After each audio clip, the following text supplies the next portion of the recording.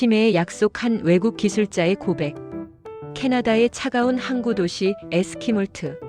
낡은 잠수함 빅토리아급이 정박해 있는 그곳에서 한 남자가 녹슨 철판을 어루만지고 있었습니다. 그의 이름은 마이클 리처드슨. 30년간 해군과 조선 기술의 최전선에서 살아온 엔지니어였죠. 그는 이 낡은 배를 보며 생각했습니다. 우리는 이제 바다를 지킬 수 없는 걸까? 그러던 어느 날 그에게 한 통의 공문이 도착합니다. 캐나다 정부의 잠수함 교체 프로젝트. 그리고 그 경쟁 대상국 중 하나는 대한민국이었습니다. 안녕하세요. 제 이름은 마이클 리처드슨입니다. 캐나다 해군에서 20년 그리고 국방부 기술 자문관으로 10년을 일했죠. 오늘 여러분께 들려드릴 이야기는 제가 평생 믿어왔던 것들이 한순간에 무너지고 다시 쌓아 올려진 그 순간에 관한 것입니다. 그 중심에는 한국이라는 나라가 있었어요. 낡은 강철의 기억. 처음 이 일을 시작한 건 2024년 가을이었습니다. 저는 에스키몰트 해군 기지에서 낡은 빅토리아급 잠수함을 점검하고 있었어요. 30년이 넘은 배였죠. 밸브는 매번 새고 전기 시스템은 고장이 일상이었습니다. 정비할 때마다 저는 생각했어요. 이 배를 타고 심해에 들어간다는 건 목숨을 거는 일이구나. 그날도 마찬가지였습니다. 엔진룸에서 또다시 냉각수가 샜고 젊은 정비사가 제게 물었어요. 리처드슨 씨, 이 배 정말 고칠 수 있어요? 저는 대답하지 못했습니다. 고칠 수 있느냐의 문제가 아니었거든요. 고쳐봤자 또 고장나는 그런 반복이었으니까요. 그날 저녁 국방부에서 긴급 회의 소집 통보가 왔습니다. 주제는 명확했어요. 캐나다 해군 잠수함 전력 교체 프로젝트. 회의실에 들어갔을 때 스크린에는 두 나라 이름이 떠 있었습니다. 독일, 그리고 대한민국. 독일은 당연했어요. 유보트의 나라, 잠수함 기술의 본고장 아닙니까? 하지만 한국이라니. 솔직히 말씀드리면 저는 그 순간 코웃음을 쳤습니다. 한국? 조선소는 크다던데 하지만 잠수함은 장난감이 아니야. 제 옆에 앉은 동료도 같은 생각이었죠. 삼성, 현대는 알겠는데 잠수함을 만들 수 있을까? 그때만 해도 저는 몰랐습니다. 제가 얼마나 오만했는지를. 그리고 제 인생에서 가장 큰 반전이 곧 시작될 거라는 걸요. 회의가 끝나고 일주일 후 저는 기술 대표단으로 선발됐습니다. 목적지는 두 곳. 먼저 독일 킬 조선소, 그 다음은 대한민국 부산이었어요. 비행기 티켓을 받아든 순간 저는 생각했습니다. 독일에서 결정 나겠지. 한국은 그냥 형식적인 방문일 거야. 하지만 그건 제 착각이었습니다. 제 인생 최대의 착각이었죠. 낯선 나라의 초대. 독일 방문은 예상대로였습니다. 킬 조선소는 정갈했고 기술진은 전문적이었으며 프레젠테이션은 완벽했어요. 하지만 뭔가 차가웠습니다. 마치 우리는 최고야, 선택은 내가 해라는 느낌이랄까요. 저는 그게 당연하다고 생각했어요. 그들에겐 자부심이 있으니까요. 그리고 이틀 뒤 저는 인천공항에 도착했습니다. 2024년 11월 부산은 늦가을 바람이 불고 있었어요. 공항에서 나오자마자 한국 측 담당자가 저를 맞이했습니다. 정중한 인사, 따뜻한 미소. 마이클 씨 환영합니다. 먼 길 오시느라 수고하셨어요. 그 순간 묘한 기분이 들었습니다. 독일에선 느끼지 못한 온기랄까요? 하지만 저는 여전히 회의적이었죠. 친절한 건 좋지만 기술은 다른 문제야. 다음 날 아침 저는 부산 조선소로 향했습니다. 차에서 내린 순간 저는 숨이 멎었어요. 끝이 보이지 않는 거대한 도크. 하늘을 찌를 듯한 크레인들. 그리고 그 사이사이에서 터져나오는 용접 불빛들. 마치 거대한 강철의 심장이 뛰는 것 같았습니다. 안내를 맡은 한국 조선소장은 나이 지긋한 분이었어요. 마이클 씨, 우리 배를 보러 오셨죠? 저는 고개를 끄덕였습니다. 그분은 저를 한 건조 중인 잠수함 앞으로 데려갔어요. 아직 완성되지 않은 철골 구조물이었지만 그 안에서 수십 명의 기술자들이 일하고 있었습니다. 저는 한 용접공에게 다가갔어요. 그의 손은 거칠었고 얼굴엔 땀이 흘렀습니다. 힘드시죠? 제가 영어로 물었지만 통역을 통해 전달됐어요. 그 용접공은 웃으며 말했습니다. 힘들지 않습니다. 이 배는 누군가의 목숨을 지킬 배니까요. 그 순간 제 가슴이 뜨거워졌습니다. 이건 단순히 배를 만드는 게 아니었어요. 이 사람들은 생명을 만들고 있었던 겁니다. 조선 소장이 저를 도크 끝으로 데려갔습니다. 거기엔 완성된 214급 잠수함이 떠 있었어요. 마이클 씨, 우리는 바닷속에서도 사람의 약속을 지키려 합니다. 그분의 목소리는 조용했지만 단단했어요. 저는 그때 처음 깨달았습니다. 이 사람들 진심이구나. 그날 밤 호텔방에서 저는 노트에 적었습니다. 기계는 거짓말하지 않는다. 하지만 사람은 기계를 살린다. 제 손이 떨렸어요. 아직 확신할 순 없었지만 뭔가 큰 변화가 일어나고 있었습니다. 제 안에서 말이죠. 강철보다 뜨거운 혼. 사흘째 되는 날 저는 한국 잠수함의 설계 자료를 받았습니다.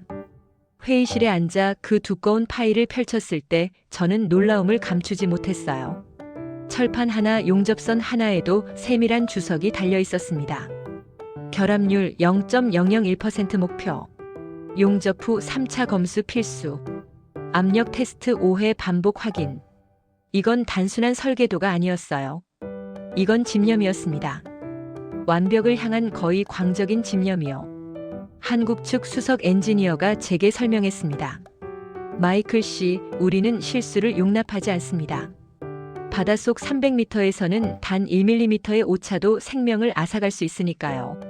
저는 고개를 끄덕였어요. 그 말 너무나 잘 알고 있었으니까요. 그날 오후 저는 조선소를 다시 방문했습니다. 이번엔 혼자 천천히 걸으며 구석구석을 보고 싶었거든요. 용접 작업장에 들어갔을 때 한 젊은 엔지니어가 철판 앞에서 계측기를 들고 있었어요. 몇 번이고 재고 확인하고 또 재고 있었습니다. 뭘 하고 계신 건가요? 제가 물었어요. 그는 조금 놀란 표정으로 저를 봤지만 곧 웃으며 대답했습니다. 이 부분이 0.3mm 두껍게 나왔어요. 다시 깎아야 합니다. 0.3mm요? 그 정도면 괜찮지 않나요? 제 말에 그는 고개를 저었어요. 아닙니다. 설계는 설계대로 지켜야 합니다. 이게 쌓이면 나중엔 큰 문제가 되죠. 저는 할 말을 잃었습니다. 30년 경력의 엔지니어인 제가 20대로 보이는 젊은이에게 배우는 순간이었어요. 그날 저녁 조선소 식당에서 저녁을 먹었습니다. 한국 기술자들과 함께였죠. 밥을 먹으면서도 그들은 기술 이야기를 했어요. 이번 배관 라인 기울기 재검토해야 할 것 같아. 응력 분산 시뮬레이션 다시 돌려봐. 밥상머리에서조차 배 이야기였습니다. 저는 옆에 앉은 중년의 기술자에게 물었어요. 항상 이렇게 일하십니까? 그분은 웃으며 대답했습니다. 이게 우리 일이니까요. 그리고 솔직히 말하면 자랑스럽기도 합니다. 우리가 만든 배가 먼 나라 바다를 지킨다는 게요. 그 순간 저는 깨달았습니다. 이 사람들에게 잠수함은 단순한 제품이 아니었어요. 이건 그들의 자존심이었고 약속이었으며 유산이었습니다. 밤 10시가 넘었는데도 조선소 불은 꺼지지 않았어요. 저는 호텔로 돌아가는 차 안에서 창밖을 바라봤습니다. 저 멀리 용접 불빛이 반짝이고 있었어요. 마치 별처럼. 그날 밤 저는 일기장에 적었습니다. 이건 단순한 배가 아니다. 이건 그들의 혼이다. 그리고 이어서 썼죠. 나는 아직도 독일을 선택할 것인가? 잠이 오지 않았습니다. 제 안에서 무언가가 흔들리고 있었으니까요. 의심과 신뢰 사이.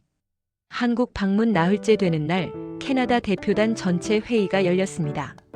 장소는 부산의 한 호텔 회의실이었어요. 총 12명의 대표단이 모여 각자 의견을 나눴죠. 분위기는 예상대로였습니다. 대부분이 독일 쪽으로 기울어 있었어요. 역사가 다르잖아요. 독일은 100년 넘게 잠수함을 만들었어요. 유럽과의 관계도 생각해야죠. 정치적으로도 독일이 유리합니다. 한국 기술? 인정은 하지만 검증이 부족해요. 저는 가만히 듣고만 있었습니다. 왜냐하면 저 역시 확신이 없었거든요. 분명 한국의 기술력과 열정은 놀라웠어요. 하지만 그게 전부일까요? 잠수함은 단순히 열정으로 만드는 게 아니잖아요. 회의가 끝나고 저는 혼자 항구를 걸었습니다. 부산 앞바다는 고요했어요. 저 멀리 화물선들이 지나가고 갈매기가 울었죠. 저는 생각했습니다. 내가 정말 본 건 뭐였을까? 기술이었을까? 아니면 감정이었을까? 그날 저녁 조선 소장이 저를 개인적으로 초대했습니다. 작은 한식당이었어요. 조용한 곳이었죠. 우리는 소주를 나눠 마셨습니다. 마이클 씨, 솔직히 말씀해 주세요. 우리 배 어떻게 보셨습니까? 조선 소장의 질문은 직설적이었어요. 저는 잠시 망설이다 대답했습니다. 놀라웠습니다. 정말로요. 하지만 아직 확신이 서지 않습니다. 기술은 훌륭해 보이지만 실제 운용은 다른 문제니까요. 조선 소장은 고개를 끄덕였어요. 당연한 의심입니다. 저라도 그랬을 겁니다. 그분은 잠시 침묵하다 조용히 말을 이었습니다. 마이클 씨, 내일 우리 배를 직접 타보시겠습니까? 저는 눈을 크게 떴어요. 직접요? 시범 운항을 말씀하시는 겁니까? 네. 우리 214급 잠수함이 내일 오전 훈련 자망을 합니다. 동승하실 수 있도록 해군과 조율했습니다. 그 순간 제 심장이 두근거렸습니다.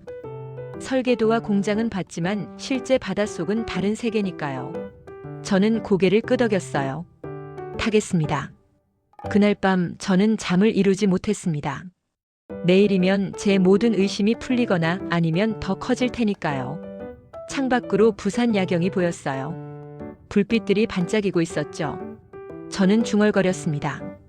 내일이면 알게 되겠지. 그리고 다음 날 아침이 밝았습니다.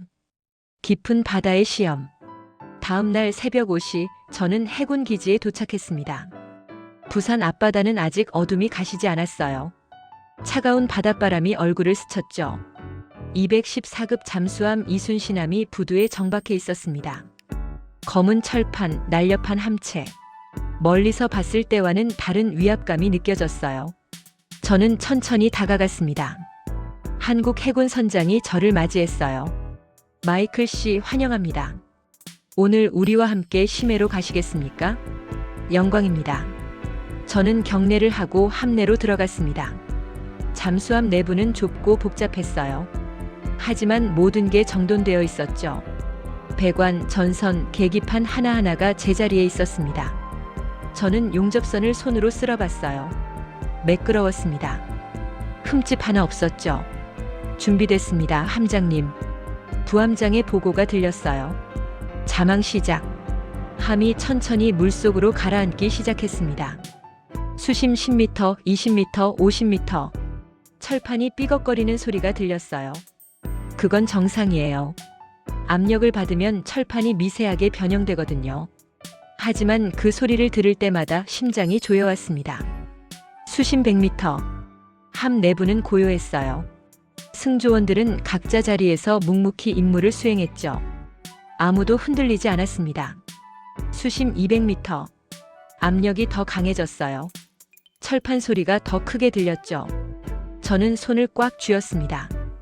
괜찮을 거야, 괜찮을 거야. 속으로 되뇌었어요. 수심 300m 도달. 부함장의 보고가 들렸습니다. 함장은 고요히 고개를 끄덕였어요. 안정적이다. 수평 유지. 그 순간 저는 주위를 둘러봤습니다. 모든 계기판이 정상. 압력 게이지도 녹색. 누수 경보도 없었어요. 저는 천천히 숨을 내쉬었습니다. 입에 살아있구나. 함장이 제게 다가왔어요. 마이클 씨, 어떻습니까?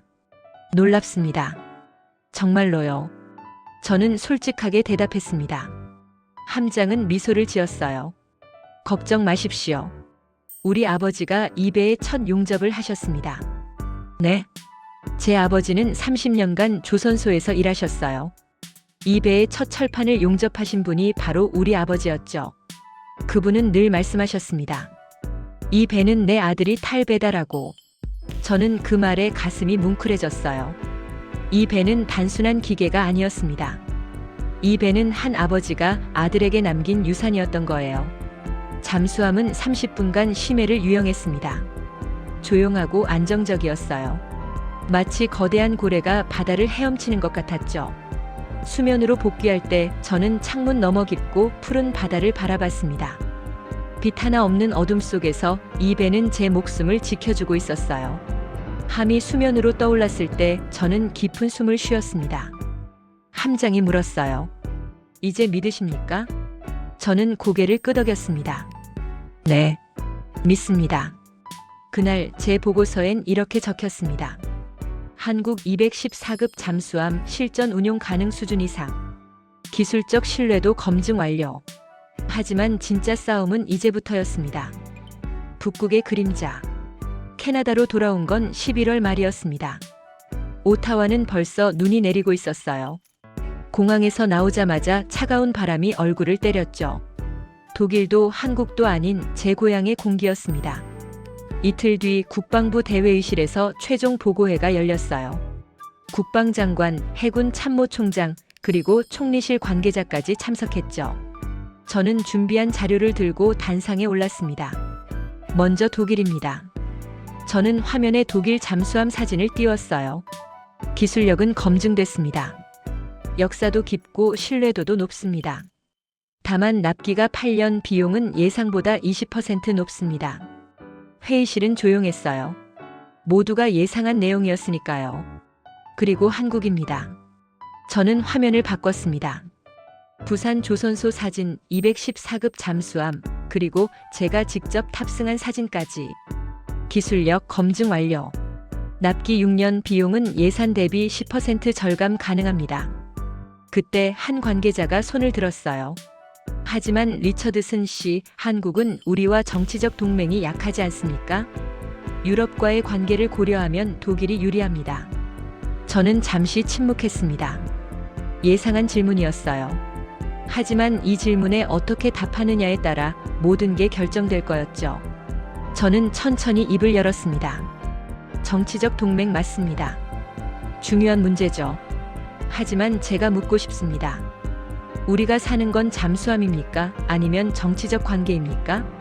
회의실이 술렁였어요. 저는 말을 이었습니다. 저는 30년간 해군에서 일했습니다. 그리고 배웠습니다. 바닷속 300m에서는 정치가 아니라 신뢰가 생명을 구한다는 걸요. 저는 화면에 한 장의 사진을 더 띄웠어요. 한국 조선소에서 밤늦게 일하는 용접공의 모습이었습니다. 이 사람은 밤 11시까지 일했습니다. 0.3mm 두꺼운 철판을 다시 깎기 위해서요. 아무도 모를 오차였습니다. 하지만 그는 다시 했어요. 왜냐하면 이 배가 누군가의 생명을 지킬 거라는 걸 알았으니까요. 회의실이 조용해졌습니다. 저는 마지막 말을 꺼냈어요. 우리가 지켜야 할 건 바다가 아닙니다. 약속입니다. 우리 군인들에게 한 약속, 그들을 지키겠다는 약속이요. 그 약속을 지킬 수 있는 배를 만드는 나라는. 저는 화면을 가리켰습니다. 제가 본 바로는 한국입니다. 회의실은 깊은 침묵에 빠졌어요. 몇 초 뒤 해군 참모총장이 입을 열었습니다. 리처드슨 씨의 의견 경청했습니다. 회의는 그렇게 끝났어요. 하지만 진짜 결정은 아직이었죠. 그날 밤 저는 집에 돌아와 창밖을 바라봤습니다. 눈이 내리고 있었어요. 저는 생각했습니다. 내가 한 선택이 옳았을까? 그리고 며칠 뒤 전화 한 통이 왔습니다. 리처드슨 씨, 총리실입니다. 내일 아침 긴급회의 참석 부탁드립니다. 제 심장이 두근거렸어요. 드디어 결정이 나는구나. 심해의 편지. 2024년 12월 10일. 그날을 저는 평생 잊지 못할 겁니다. 총리실 회의실엔 긴장감이 감돌았어요. 캐나다 총리가 직접 참석한 자리였죠. 저를 포함한 실무진 12명, 그리고 국방 관계자들이 모였습니다. 총리가 입을 열었습니다. 여러분, 오랜 검토 끝에 결정을 내렸습니다. 모두가 숨을 죽였어요. 캐나다 해군 차기 잠수함 사업 협력국은 1초가 1시간처럼 느껴졌습니다. 대한민국입니다. 그 순간 저는 눈을 감았어요. 가슴이 터질 것 같았습니다. 기쁨도 안도도 그리고 묘한 뿌듯함도 밀려왔죠. 총리가 이어서 말했습니다. 기술력, 신뢰성 그리고 무엇보다 진정성을 평가했습니다. 한국은 우리의 새로운 전략적 파트너가 될 것입니다. 회의가 끝나고 저는 곧장 사무실로 돌아왔어요. 그리고 컴퓨터 앞에 앉았습니다. 할 일이 있었거든요. 저는 한 통의 이메일을 쓰기 시작했습니다. 수신인은 부산 조선소장님이었어요. 존경하는 조선소장님께, 저는 마이클 리처드슨입니다. 지난 11월 부산에서 당신을 만났던 캐나다 기술관입니다. 오늘 캐나다 정부는 대한민국을 차기 잠수함 사업 파트너로 선택했습니다. 이 소식을 가장 먼저 당신께 전하고 싶었습니다. 솔직히 고백하자면 처음 한국을 방문했을 땐 회의적이었습니다. 조선소는 크겠지만 잠수함은 다른 문제라고 생각했죠. 하지만 당신들의 조선소를 보고 기술자들을 만나고 그 배를 타본 뒤 저는 깨달았습니다. 기술은 사람이 만드는 것이고 신뢰는 진심에서 나온다는 것을요. 당신들의 배는 단지 강철이 아니었습니다. 그건 약속이었습니다. 밤 11시까지 0.3mm를 깎던 그 젊은 엔지니어, 내 아들이 탈 배라고 말하던 그 용접공, 그리고 바닷속에서도 약속을 지킨다던 당신의 그 말. 그 모든 것이 이 배를 만들었습니다. 이제 그 배는 캐나다의 바다를 지킬 겁니다. 우리 군인들의 생명을 지킬 겁니다. 그리고 두 나라의 신뢰를 싣고 깊은 바다를 항해할 겁니다. 감사합니다. 당신들의 진심에, 기술에, 그리고 약속에 존경을 담아 마이클 리처드슨. 저는 전송 버튼을 눌렀어요. 그리고 창밖을 바라봤습니다. 며칠 뒤 답장이 왔습니다. 조선 소장님의 이메일이었죠. 마이클 씨, 당신의 신뢰에 감사드립니다. 우리는 최선을 다해 그 약속을 지키겠습니다. 바닷속 깊은 곳에서도 당신들을 지킬 배를 만들겠습니다. 고맙습니다. 짧은 답장이었지만 저는 울컥했어요. 30년 기술자 생활에서 이렇게 가슴 뛰는 순간은 처음이었습니다. 그날 밤 저는 오랜만에 가족과 저녁을 먹었어요. 아내가 물었습니다. 여보, 오늘 기분이 좋아 보여요. 저는 웃으며 대답했습니다. 응. 오늘 좋은 결정을 한 것 같아. 창밖으론 여전히 눈이 내렸어요. 하얗고 고요한 밤이었습니다. 하지만 제 마음속엔 부산의 용접 불빛이 여전히 반짝이고 있었죠. 바다 아래의 형제. 2035년 봄. 10년이란 시간이 흘렀습니다. 저는 이제 62세가 됐어요. 국방부 기술자문관직에서 은퇴를 1년 앞두고 있었죠. 그리고 오늘은 특별한 날이었습니다. 캐나다 해군이 한국에서 건조한 첫 번째 잠수함을 인수하는 날이었거든요. 에스키몰트 해군 기지. 10년 전 낡은 빅토리아급을 보며 한숨 쉬던 그곳에 이제 새로운 잠수함이 정박해 있었습니다. 검은 함체, 날렵한 형태. 태극기와 캐나다 국기가 나란히 걸려 있었어요. 인수식이 시작됐습니다. 캐나다 국방장관, 한국 대사, 해군 관계자들이 모였죠. 그리고 저도 그 자리에 있었습니다. 국방장관이 선언했어요. 이 잠수함의 이름은 HMCS 프라머스입니다. 약속호. 제가 제안한 이름이었어요. 처음엔 다들 의아해했죠. 왜 프로미스인가? 하지만 저는 설명했습니다. 이 배는 두 나라의 약속으로 만들어졌습니다. 그리고 이 배는 우리 군인들에 대한 약속을 지킬 겁니다. 그 설명에 모두가 고개를 끄덕였어요. 함 내부 투어가 시작됐습니다. 저는 천천히 걸으며 하나하나를 손으로 쓸어봤어요. 용접선, 배관, 계기판. 모든 게 완벽했습니다. 한 젊은 캐나다 해군 장교가 제게 물었어요. 리처드슨 씨, 이 배 정말 믿을 수 있습니까? 저는 미소 지으며 대답했습니다. 10년 전 나도 같은 질문을 했지. 하지만 지금은 확신해. 이 배는 자네 목숨을 지킬 거야. 그 장교는 안도한 표정을 지었어요. 인수식이 끝나고 조용한 부두에 섰습니다. 석양이 지고 있었어요. 붉은 빛이 바다를 물들였죠. 그때 누군가 제 어깨를 두드렸습니다. 돌아보니 부산 조선소장님이었어요. 10년이 지났지만 여전히 그 따뜻한 미소를 짓고 계셨죠. 마이클 씨, 오랜만입니다. 소장님 오셨군요. 우리는 악수를 나눴어요. 약속 지켰습니다. 소장님의 말에 저는 고개를 끄덕였습니다. 네. 완벽하게요. 우리는 나란히 서서 바다를 바라봤어요. 저 멀리 HMCS 프라머스가 떠 있었습니다. 소장님 고맙습니다. 아닙니다. 저야말로 고맙죠.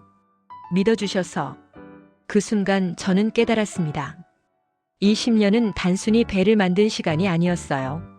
이건 두 나라가 서로를 알아가고 믿어가는 시간이었던 거죠. 그날 저녁 기지 회관에서 작은 파티가 열렸습니다. 캐나다와 한국 관계자들이 모여 축배를 들었어요. 저는 단상에 올라 마지막 인사를 했습니다. 여러분, 저는 곧 은퇴합니다. 30년 넘게 기술자로 살았지만 가장 자랑스러운 순간은 바로 지금입니다. 왜냐하면 저는 배웠으니까요. 기술은 사람이 만들고 신뢰는 진심이 만든다는 걸요. 한국은 단지 배를 판 게 아닙니다. 그들은 신뢰를 수출했습니다. 그리고 그 신뢰가 지금 저 바다 위에 떠 있습니다. 박수가 터졌어요.